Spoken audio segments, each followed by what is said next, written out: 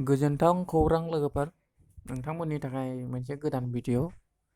दा जोङो PFखौ गोबां मानसियानो अनलाइन खालामनो रोङा। दा आं नोंथांमोनखौ फोरोंगोन। सोरबा सोरबा पासवार्ड बानायाखैबा सिगाङाव पासवार्ड बानायनायखौ फोरोंग्रोगोन आं, बोरै बानायो।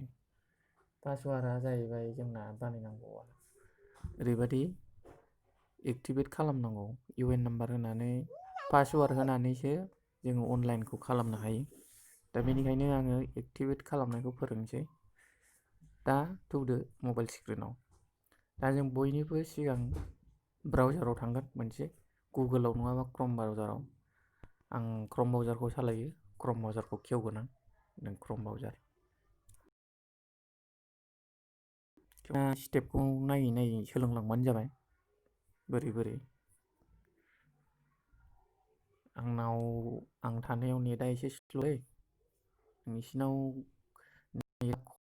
नोंसिनाव स्पिड सोलिगोन। दा जों बेयाव सार्च खालामगोन EPF, नैबे epfindia.government.in आवहाय जोङो सार्च खालामगोन। सार्च खालामबाय। दा नोंथांमोना नैबेहाय सानजाबाव थुनानै सिक्रिन नाम्बार ओंखारनायाव फेदेरनानै बेयाव थुनानै दानबानो जाबाय बेखौ। बेनिफ्राय बिदि गोबानो नैबेयाव स्क्रिनखौ फेदनानै लाबानो जाबाय। नैबेयाव अनलाइन मेम्बार एकाउन्ट ट्रेन्सफार, जों बेयाव क्लिक खालामगोन। खालामसै।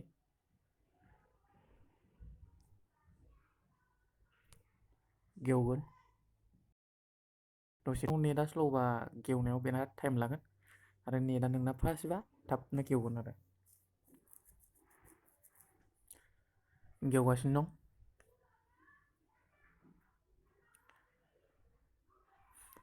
नेथ' नांगोन दसे, चार्ज जादों। नेटआ एसे स्ल' नालाय। गेवदो। गेवाखिसै। दा आंना स्ल'ना, आं रिल'डआव थुनानै होगोन, गेवनोबो हागौ। नेटआ एसे स्ल'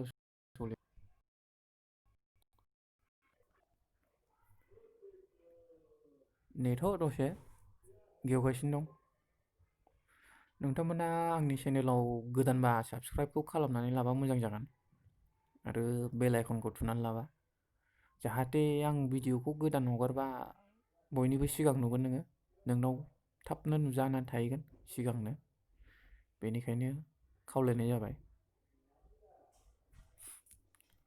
आरो नोंथांमोना सोरबा मोजाङै बुजियाबा कमेन्टआव लिरनानै हरबानो जाबाय। आं मोजाङै फोरोंनानै खोन्थाहरगोन कमेन्टआव। दा लाइकबो खालामनोबा खालामबानो जाबाय, नोंसिनि गोसो आरो बुंदां। नैबेबायदि गेवगोन, बेबायदि। बेनिफ्राय नोङो गाहायाव थांनांगोन।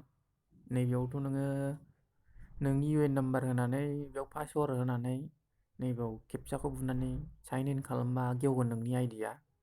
दा नोङो पासवार्ड बानायाखैबा पासवार्डखौ बानायनानै लाग्रोनि जों सिगां, बेनिफ्रायसो नों बेयाव खेवनो हागोन। दा जोङो पासवार्डखौ बे लाइनाव गेवबाय नालाय, गाहायाव थांगोन जों बयनिबो गाहायाव, गाहायसिनाव थांथारगोन जों। दाना जोङो नैबेयावहाय एक्टिभ बेयाव थुनानै पासवार्डखौ बानायनानै लाग्रोनि। दा जों बे एक्टिभेट UN आव थुदो, थुबाय। दा नोंनियाव बेबायदि खेवगोन।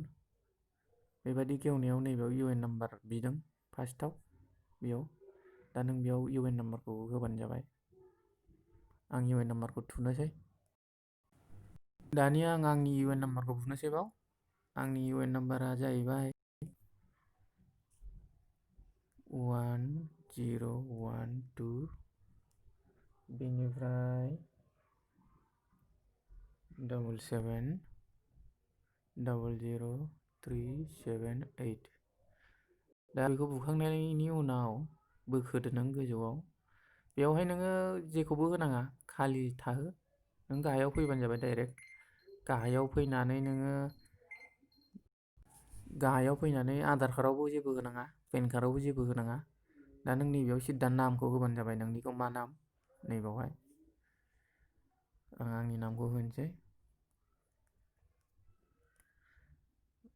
टाइटेलखौबो होनांगोन।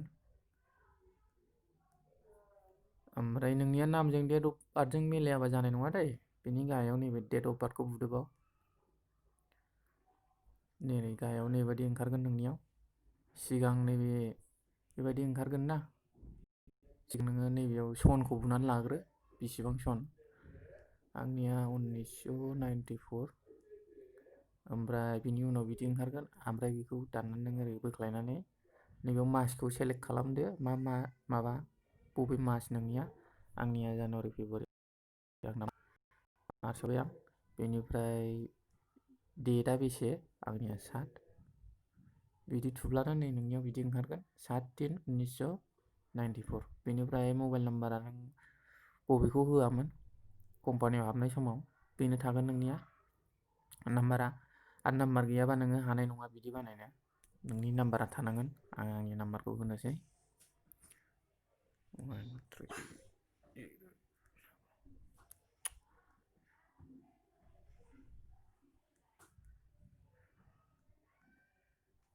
नै मबाइल नाम्बारा होबाय। बेनिफ्राय नैबे केपचाखौ थुनांगोन। नैबेयाव केपचा लिरनायाव बे गोजौआव नैबेयाव जेरै लिरदों बेखौ लिरबानो जाबाय। TWआ फिसा, Eआ गिदिर, 9 Kआ गिदिर। आं बेखौ थुनोसै। TW, Eआ गिदिर, 9 Kआ गिदिर। थुबाय। बेनिफ्राय नैबेयाव गेट अथराइजेसन पिनआव थुबानो नोंनियाव मोनसे मेसेज थांगोन, OTP। आं थुबाय। दा OTP थुबा नोंना नैबेयाव बिदि ओरै ओंखारगोन। आंनिया बानायखानाय इन्टारभिलेट UN। आच्चा UN नाम्बारा गोरोन्थि जादों आंनिया। आं बुफिननि।